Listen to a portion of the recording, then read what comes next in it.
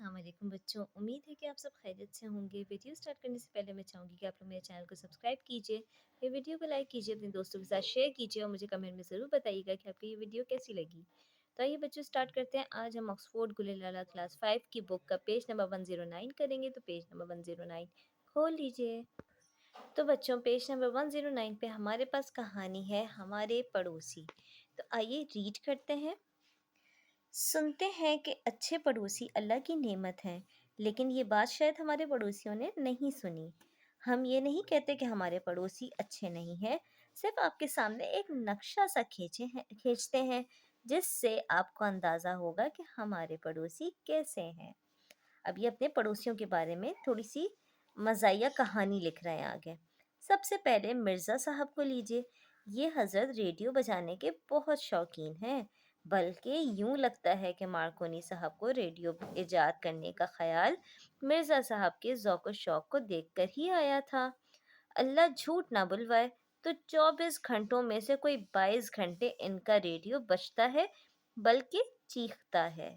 इनको गालिबन रेडियो की आवाज़ कम करने का तरीका ही नहीं मालूम, इसलिए तमाम मोहल्ले वालों ने अपने अपने रेडियो बेचकर रुई के बंडल खरीद लिए हैं और रुई निकाल निकाल कर कानों में ठूसते रहते हैं। उनके रेडियो पर दुनिया भर की दूर दराज के रेडियो स्टेशनों से नशर होने वाले प्रोग्राम पूरा मोहल्ला रुई ठूसने के बावजूद आसानी से सुन लेता है। अलबत्ता करीब खड़े हुए आदमी की आवाज़ नहीं सुनाई देती। ठीक है, पहले थे इनके मिर्ज़ा साहब पड़ोसी, जो कंटिन्यूस 22 घंटे 24 में से तकरीबन 22 घंटे रेडियो बजाते हैं और इतनी ज़ोर से बजाते हैं कि आस-पास खड़े लोगों की आवाज़ ही नहीं आती, बल्कि उनकी रेडियो की आवाज़ से पूरा मोहल्ला गूंजता है। मोहल्ले में आधी रात को रौनक में मज़ीद इज़ाफ़ा उस वक़्त हो जाता है जब जमाली साहब के दोस्तों की महफ़िल जमती है। इस महफ़िल में खूब कहके लगाए जाते हैं और वो उद्यम मचाया जाता है कि तौबा ही भली। कभी-कभी उनके दोस्तों में से कोई साहब ताने भी लगाते हैं। इस सारे हंगामे से ये फ़ायदा होता है कि मोहल्ले में रात भर कोई चोर नहीं पटक सकता।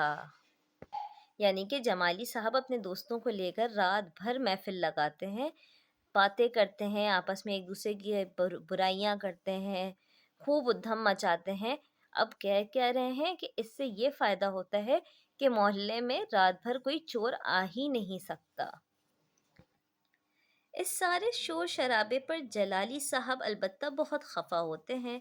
जलाली साहब कई साल यूरोप में रह चुके हैं और कहते हैं कि यूरोप के किसी शहर में ये सारा शोरगुल हो तो फौरन पुलिस आ जाए और इन बदतमीज़ों को पकड़ कर ले जाए। इनका कहना है कि यूरोप में लोग रात 10 बजे के बाद सीढ़ियाँ भी दबे कदमों चढ़ते उतरते हैं, ताकि घरों में सोए हुए लोगों की नींद खराब ना हो। लेकिन इसका क्या इलाज कि अभी जलाली साहब की मोटरसाइकिल में साइलेंसर यानी शोर कम करने वाला आला नहीं है। अब क्या है, जलाली साहब का कहना ये है कि वो यूरोप से आए हैं, तो उनका कहना ये है कि यूरोप में तो है इस तरह का शोरगुल होता ही नहीं है। लेकिन उनके क्या कहना है कि अपनी मोटरसाइकिल में साइलेंसर ही नहीं लगाया है, यानी उनकी बाइक की वजह से, उनकी मोटरसाइकिल की वजह से पूरा मोहल्ला गूंजता है उसके शोर से। नतीजा ये है कि हज़रत जब मोटरसाइकिल पर सवार होकर आते जाते हैं, तो फट फट का एक ऐसा कान फाड़ देने वाला शोर सुनाई देता है कि कब्र में पड़े मुर्दे भी सुन लें तो हड़बड़ाकर उठ बैठें या कम से कम करवट तो ज़रूर ले लें।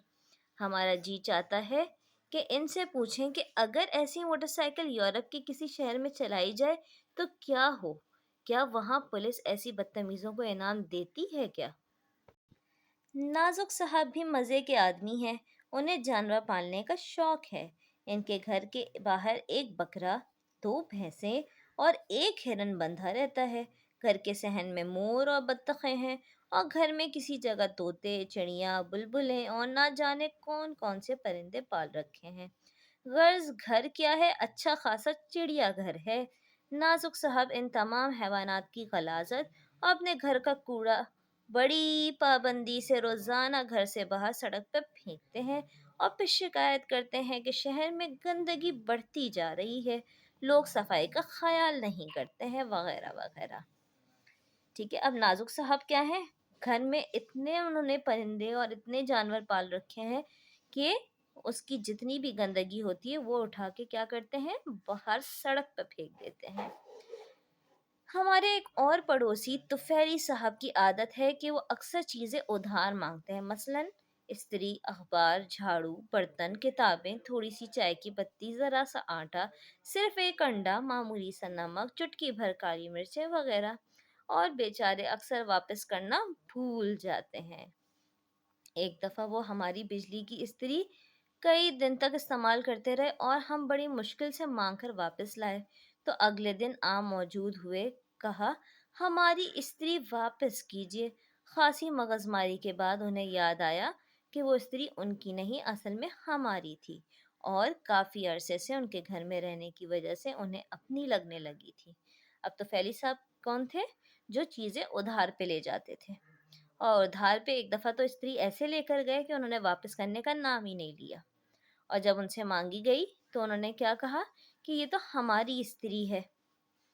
फिर काफ़ी याद दिलाने के बाद उनको याद आया कि ये स्त्री उनकी नहीं है।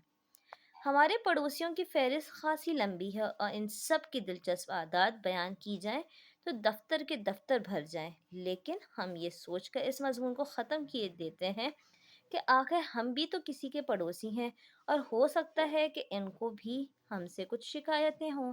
अगरचे हम पूरी कोशिश करते हैं कि किसी पड़ोसी की को हमारी वजह से कोई तकलीफ़ ना हो, क्योंकि हजूर नबी करीम सल्लल्लाहु अलैहि वसल्लम का फरमान है कि जिस शख्स की शरारतों से उसके पड़ोसी महफूज ना हो, वो मोमिन नहीं है। नौनिहाल दोस्तों, उम्मीद है कि आप वो सब नहीं करते होंगे जो हमारे पड़ोसी करते हैं, पर अगर आपके पड़ोसी कुछ इस टाइप के हैं तो आपने मुझे कमेंट करके उनकी भी स्टोरी एक छोटी सी ज़रूर लिख के मुझे बताना है। उम्मीद करती हूँ कि आप लोग मुझे कमेंट में ज़रूर बताएंगे और मेरे चैनल को ज़रूर सब्सक्राइब करेंगे। अल्लाह हाफ़िज़।